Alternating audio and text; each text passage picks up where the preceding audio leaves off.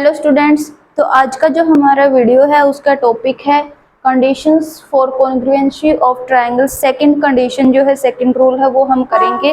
First जो rule है हमारे पास SAS रूल, उसकी वीडियो जो है वो चैनल पे आ चुकी है। अगर आपने नहीं देखी है तो जाके देख लीजिएगा, जो डिस्क्रिप्शन बॉक्स है उसके अंदर लिंक डाल दिया जाएगा।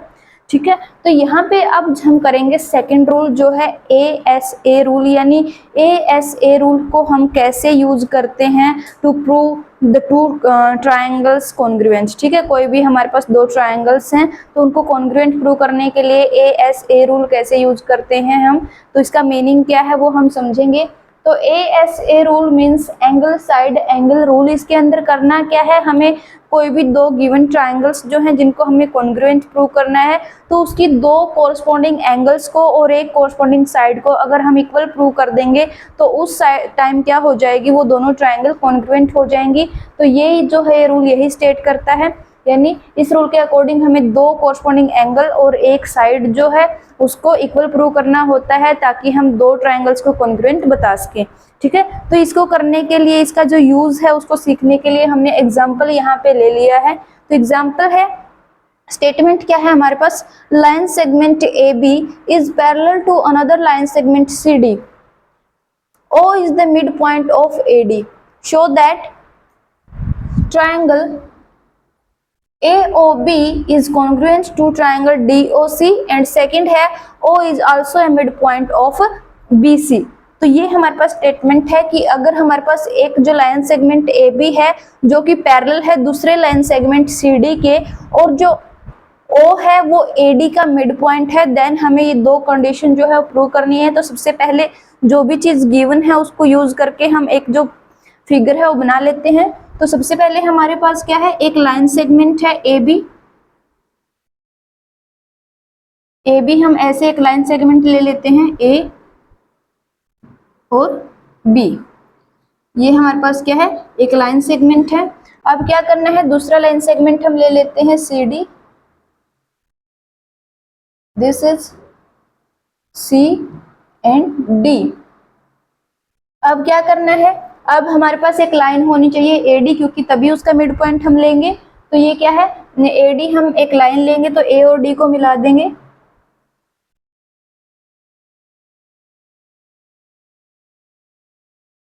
ये हमने AD को मिला दिया, ये लाइन आ गई।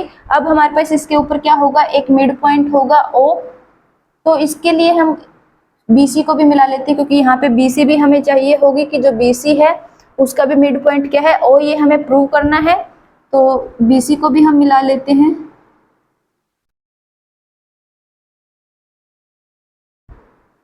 तो ये हमने BC को भी मिला लिया, और ये जो पॉइंट है हमारे पास मिड पॉइंट, ये क्या है O, और ये मिड पॉइंट किसका है, AD का गिवन है, BC का हमें प्रूव करना है। तो सबसे पहले तो हमें क्या करना है, इसके अंदर फर्स्ट तो क्या है, जो AOB है उसको कॉन्ग्रुएंट प्रूव करना है DOC के, और सेकंड क्या है, O को हमें प्रूव करना है कि ये मिड पॉइंट है BC का भी। ठीक है, तो यहाँ पे गिवन जो है हम पहले वो लिख लेते हैं।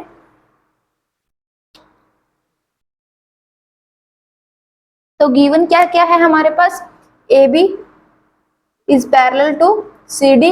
ये जो सिंबल होता है दो लाइन का, ये होता है पैरेलल का सिंबल, कि AB जो लाइन है वो क्या है, पैरेलल है CD के। अगेन O जो है वो है, O is mid point of AD, that means जो AO है is equals to DO। AO is equals to DO, या फिर OA is equals to OD ले लेते हैं। यहाँ पे OA is equals to OD। ये हमारे पास क्या है, गिवन है। AB जो है CD के पैरेलल है, ये भी गिवन है, और OA है जो वो OD के इक्वल है, ये भी क्या है हमारे पास गिवन है। ठीक है, तो यहाँ पे हमें प्रूव क्या करना है, AOB जो ट्रायंगल्स है वो कॉन्ग्रुएंट है ODC के, DOC के सॉरी। तो यहाँ पे टू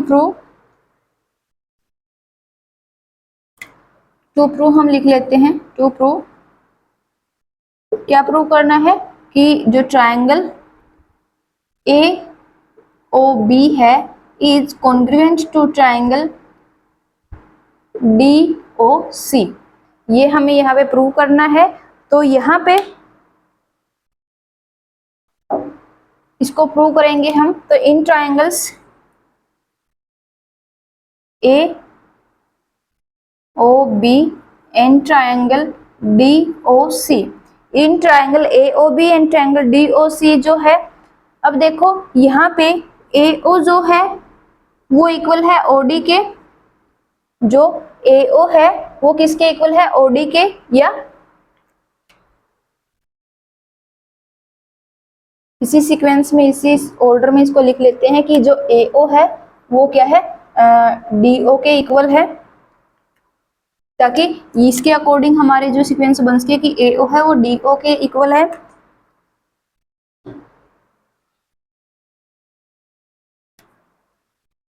तो ये क्या है, गिवन है हमारे पास, that is A O is equals to D O. ये वाली जो साइड है वो इसके इक्वल है, गिवन है ये हमारे पास। अब नेक्स्ट क्या है, जो एंगल बनेगा ये वाला वो इस एंगल के इक्वल होगा, that is angle A O B is equals to angle D O C. Angle A O B is equals to angle D O C, क्यों, क्योंकि वर्टिकली अपोजिट एंगल से एक ही पॉइंट के ऊपर ये बन रहे हैं। तो angle A O B is equals to angle D O C, क्यों, vertically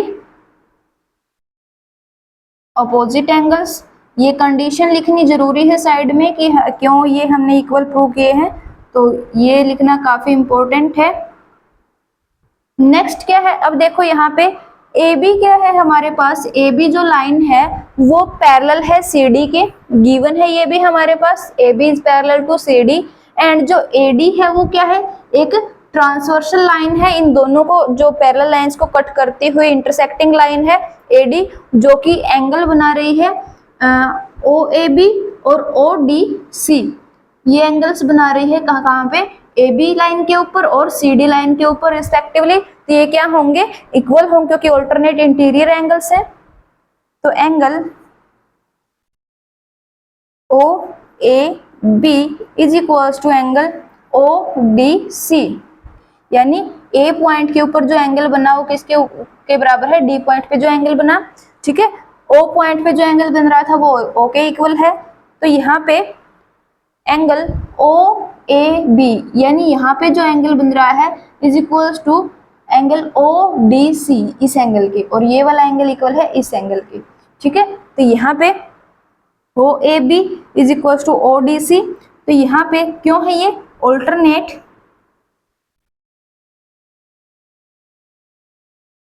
interior angles as A B parallel to CD and AD is transversal line for AB and CD, ठीक है।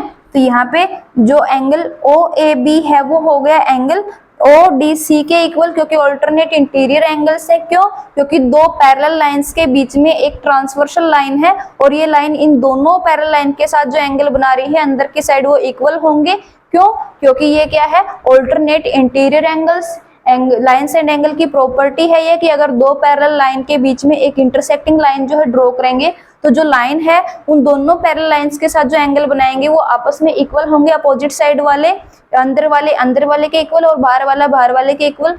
तो अंदर वाले हैं जब अपोजिट साइड वाले, मतलब इस साइड वाला इस साइड वाले के, इस साइड जो बनेगा वो इस साइड वाले के, ठीक है। तो ये होते हैं ऑल्टरनेट इंटीरियर एंगल्स। ऐसे ही बाहर जो बनेगा ये वाला वो इस साइड वाले के, ठीक है, ऐसे। तो ये क्या है हमारे पास प्रॉपर्टी है लाइंस एंड एंगल की। तो यूजिंग दिस प्रॉपर्टी हमने जो एंगल ओ ए बी है वो इक्वल प्रूव कर दिया एंगल ओ डी सी के, ठीक है। तो यहाँ पे देखो दो एंगल और एक साइड हमने इक्वल प्रूव कर दी, तो दो एंगल यानी ए और एक साइड यानी एस हमने प्रूव कर दिया है इक्वल। तो bye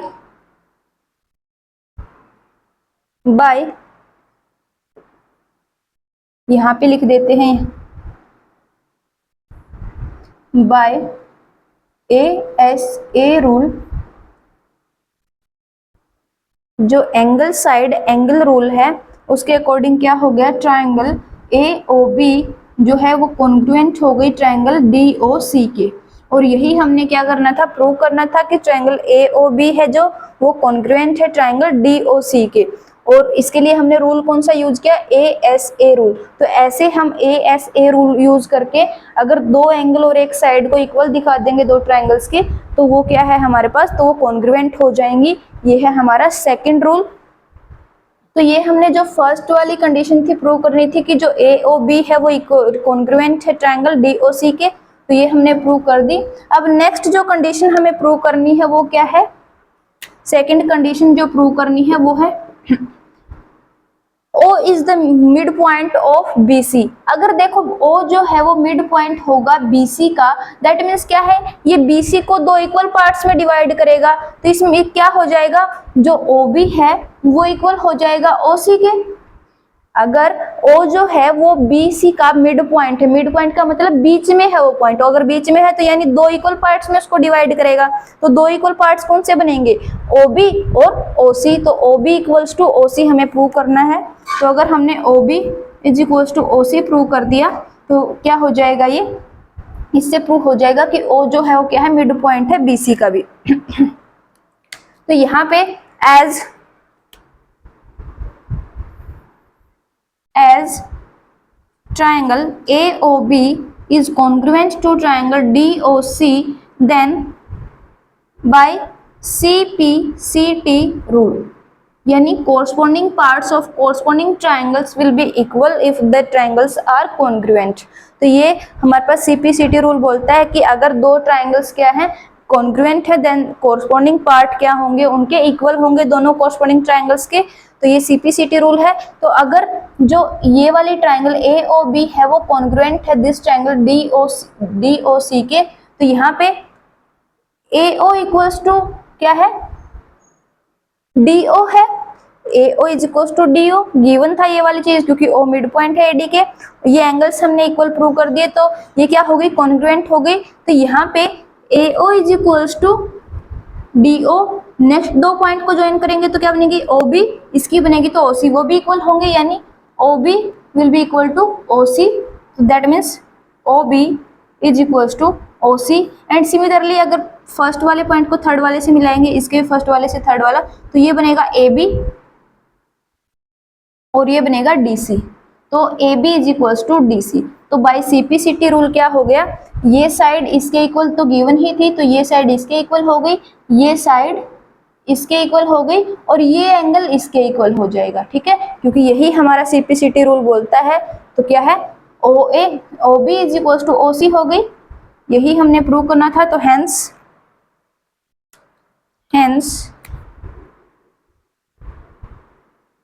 O is also a midpoint of BC। ठीक है, तो ये क्या हो गया, O जो है वो एक मिड पॉइंट जो है प्रूफ हो गया BC का भी, कि वो BC का भी मिड पॉइंट है, दैट्स वाई। तो वो दो इक्वल पार्ट्स के अंदर डिवाइड कर रहा है, OB is equals to OC। तो ये था हमारा सेकंड रूल। जो ASA रूल है वो हमने यूज करना है। इसके अंदर सीखा कि हम कैसे जो ASA रूल है उसको यूज करके हम किन्हीं भी दो ट्रायंगल को कॉन्ग्रुएंट प्रूव कर सकते हैं। और उन ट्रायंगल्स को कॉन्ग्रुएंट प्रूव करने के बाद अगर फर्दर हमें कुछ चीज प्रूफ करनी है, कोई साइड इक्वल प्रूव करना है, कोई एंगल इक्वल प्रूव करना है, तो बाय CPCT रूल लगा के हम वो भी कर सकते हैं। तो ये थी हमारी second condition for the congruency of two triangles. Next हम करेंगे जो थर्ड कंडीशन है, थर्ड रूल है, that is triple S rule. उसको हम यूज करना सीखेंगे कि कैसे उसको यूज करके हम जो दो ट्रायंगल्स हैं उनको कॉन्ग्रुएंट प्रूव कर सकते हैं। तो मिलते हैं नेक्स्ट वीडियो में नेक्स्ट कंडीशन के साथ। तो तब तक के लिए थैंक यू वेरी मच।